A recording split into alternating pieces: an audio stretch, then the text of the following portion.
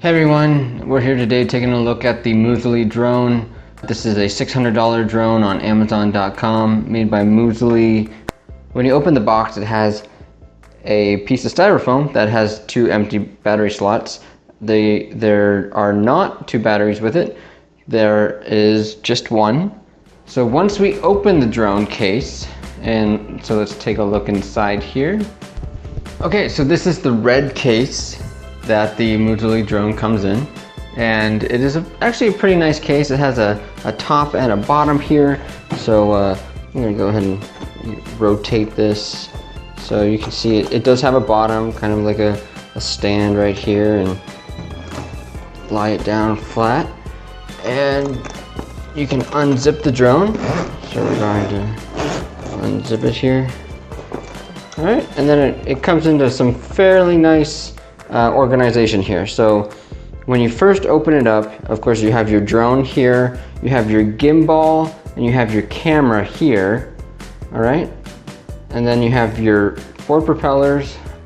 Underneath the drone is your battery charger, and also inside of here, and this isn't the original, I've already kind of taken it out. So you have your 2 propellers, you have your silver dotted and your black dotted propellers here. So we're going to set these down. Then you got your landing gear right in here. Landing gear, you got a little charger cord for the battery charger, and of course it comes with the watch that comes with it. This is what controls the drone. And you have the GPS tracker. This is what you wear for the drone to track your GPS location. All right, so now that we've opened this up, let's go ahead and take a little review of each component here. Okay, so we're gonna take a look at the basic body of the drone. This is nothing on it. As you can see, it folds very nicely into itself. All you have to do is, for setup, is extend the arms. Some of them, like this one, it has kind of gets stuck and it doesn't seem to freely come out. So there's a little trigger up here below that you can use. It's just this arm that has been having some issues for me. It might not on other drones. All right, so you click all these arms out, and you'll know they click when you hear the click. And for the most part, once they're out, they're pretty solid, and they're out there. All right, so now on the sides here, we have our landing gear slots. So these will just kind of slide in here. And on the bottom, we have the battery.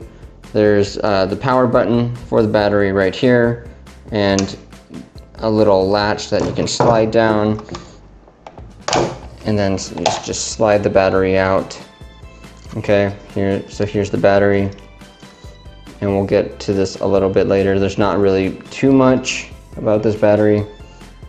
So then you have some pins, a label, basic battery stuff. These little sliders right here you will use pretty often. This is what locks the arms in place. So of course you have to slide it down just a little, and then you'll be able to move it in. All right, now there is a special way to fold this. They do say you want the front here, because as you can see, there are some pins right here, and this is actually what talks with the gimbal. So the gimbal is made specifically for this drone, which is a nice feature because it works very well with it. And then you have this little screw that you use. This will lock the drone in place, or this will lock the gimbal in place when you attach it to the drone. Okay, and so besides that, it's not too heavy, probably about 2 pounds, 2-3 pounds. And so besides that, when you're done, you just remember, go to the front first, and you slide the pin in, arm slides in, do the other front side, slide that in. All right, and then you can do the back 2 arms, and voila, there we go. There is the main body. So now while we have the battery out, we might as well take a look at it. So this is a battery case. It takes a 11.1 volt, 61 watt hour, 55 mAh LiPo battery. Okay, and then right here is the power button. It has 4 lights right here that will tell you if it is charged fully or running out of battery. These are a little hard to find, but there are other websites that you can use. So why don't we go ahead and bring the charger in now that we are here, just because the charger you do have to. So while we have the charger and we have the cord here. Okay, so there's supposed to be an arrow right here. It's a little funky because when the arrow is facing this little sticker, and of course the sticker is in Chinese, so unless you know Chinese, it's kind of hard to read. So as long as this arrow matches the arrow on the charger, you are absolutely fine. Sometimes, or someone that I know that had this drone, it was swapped, but as long as it is correct, you will see it charging. It'll have all these LED lights here, and it'll start, if it's flashing, if all 4 lights are flashing at you, something is wrong. It's not charging correctly. It's probably because the arrow is not being lined up correctly, or something was swapped internally, or the pins right here were swapped. You line it up correctly. You plug these 4 pins into the battery, plug this into the wall, and then you will see it go all the way solid lights until 100%. It'll start flashing at whatever percentage the drone battery is charged at. So when it's at 100%, it'll be solid blue. You don't have to worry about anything else. Okay, so now we have the gimbal here. All right, so we have the camera, and we can go over that kind of separately. So this is a 2-dimensional camera. So in other words, it'll keep it tilted the right way, and it will make sure that it goes up and down the right way here, but it will not go vertical distance. It'll just go side and then turn so that it will be either up or down in the same position. And of course right here it has these 6 little pins that you saw on the body of the camera, of the drone, and this controls the gimbal to make sure that it is steady as you are flying. Okay, so now we got the landing gear. There's not too much about them. There's not too much to explain about the landing gear, except all you do is it clicks in to the side, to the body of the drone. That is pretty much it. It just clicks in. It's your landing gear. Nothing much. Okay, so here is the watch that comes, and it is the controller for the drone as well. So this drone, so on the very top you have the power button, so you can go ahead and turn that on, and then you see a little dragonfly animation pop up. On the left side here you have the micro USB charger. There are directions on what each buttons do. We won't go over that because it just takes way too long. There's so many options, but let's just say you can go up, down, left, right, and then you can go through all the modes like panorama mode, follow me mode, you got hover, you have rotate, you got 360 panorama. There's a little wheel here at the bottom that will turn the gimbal down or up depending on what angle you want the drone shooting at, and it's actually very steady. Not much to the GPS tracker. You just kind of turn it on and make sure the bars show up on the watch, and then there you go. This is a basic review of all the items. Now let's go a little bit into depth flying the machine. The camera that comes with the drone records to a micro SD card. When I first got it, it was in Chinese and I had to change it into English. The quality of the camera is actually very good.